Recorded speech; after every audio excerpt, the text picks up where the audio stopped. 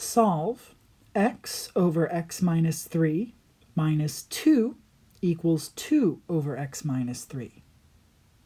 In this problem, the only denominator with a variable in it is x minus 3.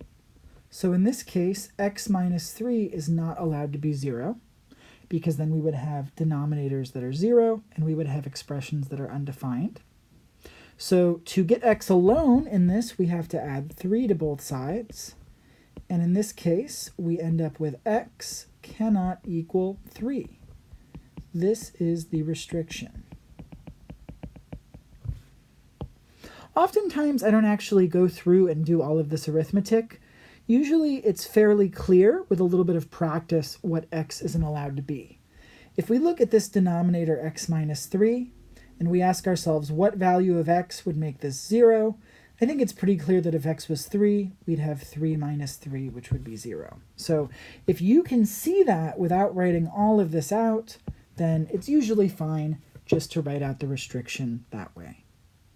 Now that we know what the restriction is, we need to get rid of the fractions, and we're going to do that by multiplying both sides by the LCD. I'm going to rewrite this over here so that I have more room to work with.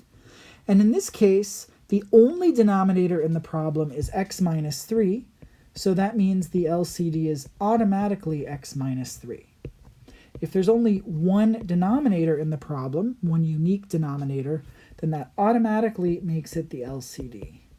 So we need to multiply both sides by x minus 3. On the left, we're going to have to distribute the x minus 3 to both of the terms. In the first term, x over x minus 3, we've got an x minus 3 out front and one in the denominator, so those are going to cancel, leaving us with just the x. So in this first term, we end up with x. And then minus, in the second term, there is no denominator, it's just 2. So there's nothing that cancels, and we need to take x minus 3 and multiply it by 2. I'm actually just going to write x minus 3 times 2, and I'm going to do the distributing in the next step.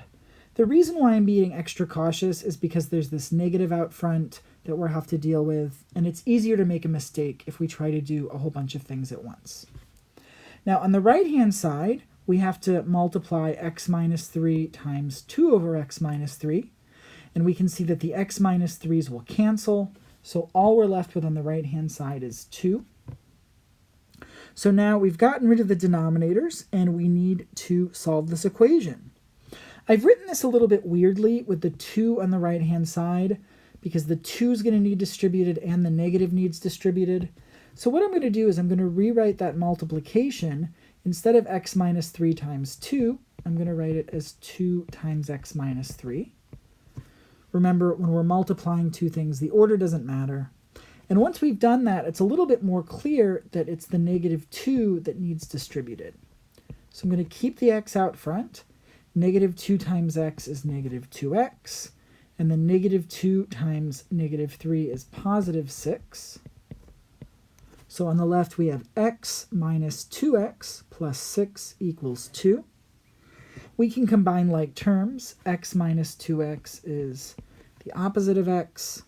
And then we have plus 6 equals 2. We can subtract 6 on both sides. That gives us the opposite of x equals negative 4.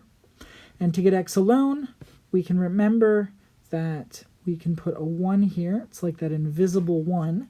And to get x alone, we divide by the coefficient, which is negative 1. Negative 4 divided by negative 1 is positive 4. And so we end up with x equals 4. If we look at our restrictions, the restriction was that x cannot equal 3. Well, in this case, x equals 4 is fine. So this ends up being our final answer, x equals 4.